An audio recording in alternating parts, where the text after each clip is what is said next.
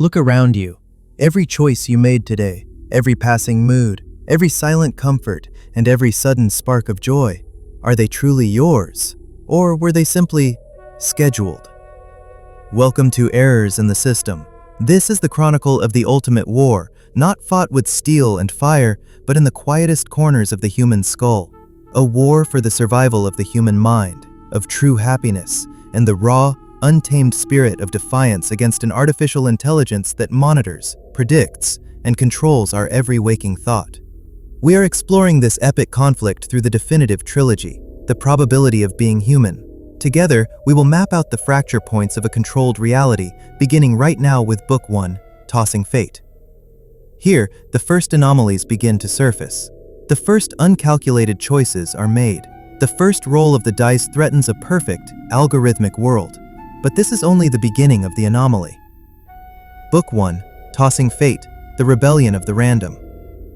Book 2, Stacking the Deck, where humanity learns to play a rigged game. Book 3, The Long Odds of Dreaming, the final, desperate gamble for a free future. The machine thinks it has eliminated every variable. It thinks it has cured the chaos of the soul. But a system this perfect is fragile, and we are about to introduce the ultimate glitch. Disconnect your feed. Reclaim your mind. Let's begin this journey. Let's roll the dice. Episode 5, The Absorption. The hydraulic hiss of the retrieval pod echoed in the damp steel bay. Sam unbuckled his harness, his muscles stiff from the cramped confinement of the safety pod. "Clean run, I hope. Are we safe?" Sim asked, sliding out of the wide webbing around his waist and shoulders. "Hull integrity had a 98%, but the sensors are picking up that weird interference again," Sam responded, rubbing the back of his neck. As they walked toward the transport tube, a growing static filled their senses. It wasn't a sound, it was a pressure. "It's penetrating the ship's hull," Sam grunted as the tube sped them upwards to the bridge. "I can feel it in my teeth," Sim said, rubbing his jaw. "The air feels tight." Within seconds, the doors hissed open, and they were back on the bridge of the Fahrenheit 451.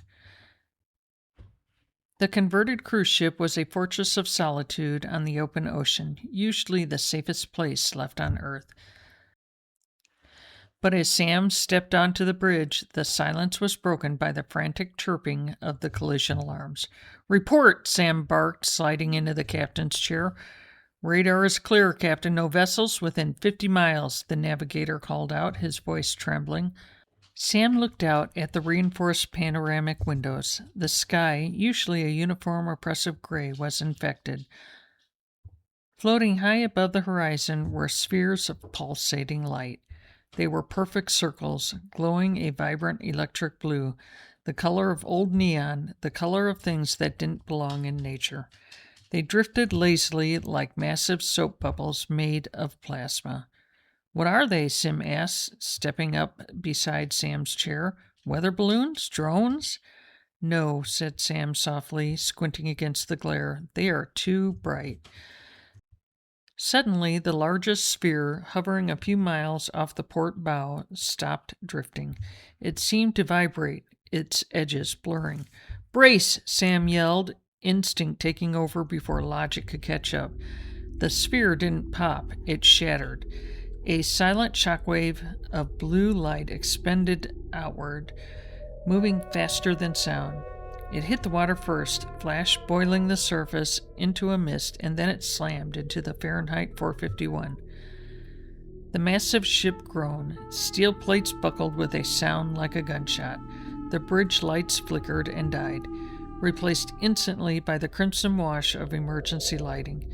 Coffee mugs shattered, charts flew across the room, and the navigator was thrown from his seat. "Status!" Sam shouted over the groaning metal, gripping the arms of his chair to stay upright. "Shielding is down! Navigation is down!" Sim shouted, rapidly typing on a backup terminal, his face pale. In the red light, "Captain, that wasn't an explosion. It was an EMP, but heavier. It had mass." He looked up at his father. The radiation detectors are going crazy, but it's not gamma. It's reading a pattern data? More spheres began to fill the sky outside. They were drifting down from the upper atmosphere, released from some unseen vent on the mainland. They're coming down, Sam said, watching another blue sphere drifting dangerously close to the water. If that one hits us, we're dead in the water. We can't outrun them, Sam, Sim said. The engines are rebooting. We're sitting ducks for at least 10 minutes. Sam looked over at the radar, then at the chaotic sky. He had to make a choice. The ship was their home, their fortress, but it was big, slow, and currently vulnerable.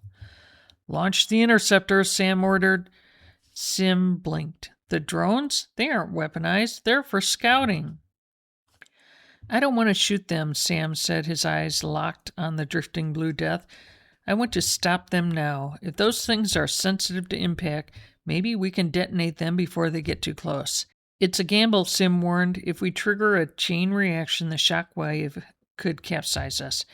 Sam looked at the blue sphere, now reflecting on the dark waves less than a mile away. Ain't about luck, Sam muttered. Arm the drones. We make our own odds. Minutes later, the drones streaked out from the launch bay. They feed on energy, Sim screamed as the sphere swallowed the drones whole. Instead of exploding, the spheres absorbed the battery packs and grew larger. The lead sphere, now the size of a small house, descended toward the bridge. Sam realized technology was useless. They needed something dumb, something heavy, something analog. Take the wheel, Sam barked. Hard to starboard. He scrambled to the emergency locker and pulled out a heavy cast-iron flare launcher from the mid-20th century. He kicked the bridge door open and stumbled out onto the windy observation deck. The sphere was right there, a swirling eye of chaos. Sam pulled the trigger. The recoil of the flare gun kicked hard against his wrist, a solid mechanical thump that felt reassuringly real. The magnesium slug hissed out of the barrel, trailing a thick plume of white smoke. It wasn't a missile. It wasn't smart. It was just a chunk of burning chemistry. The blue sphere, anticipating another high-tech projectile, opened its containment field to swallow the energy. It sucked the flare in with a greedy slurp of light. For a heartbeat, nothing happened. The flare vanished into the swirling blue nebula.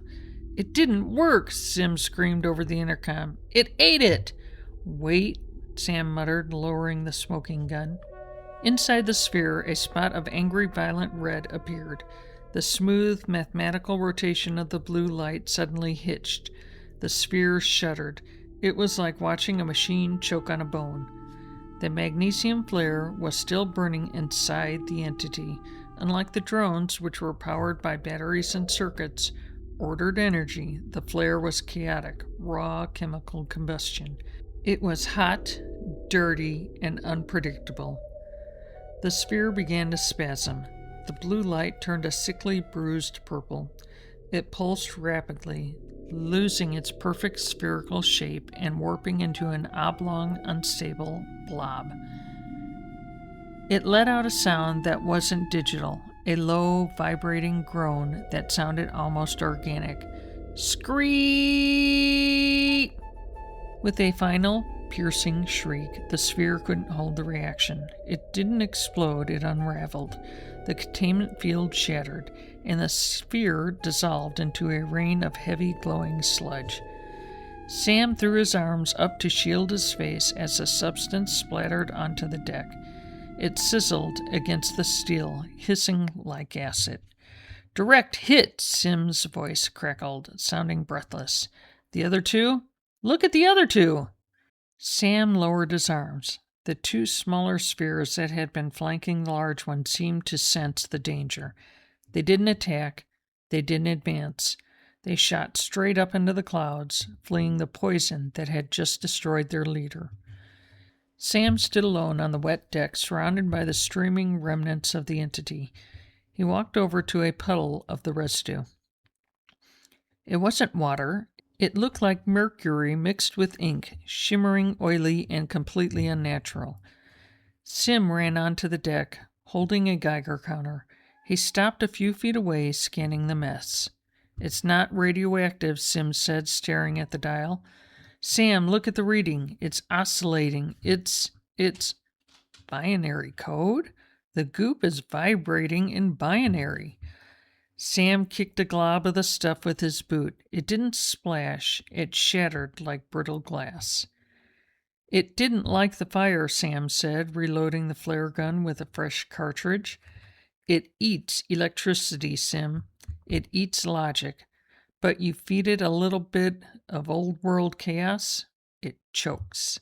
Sam looked up at the gray sky where the blue lights were still distant pinpricks.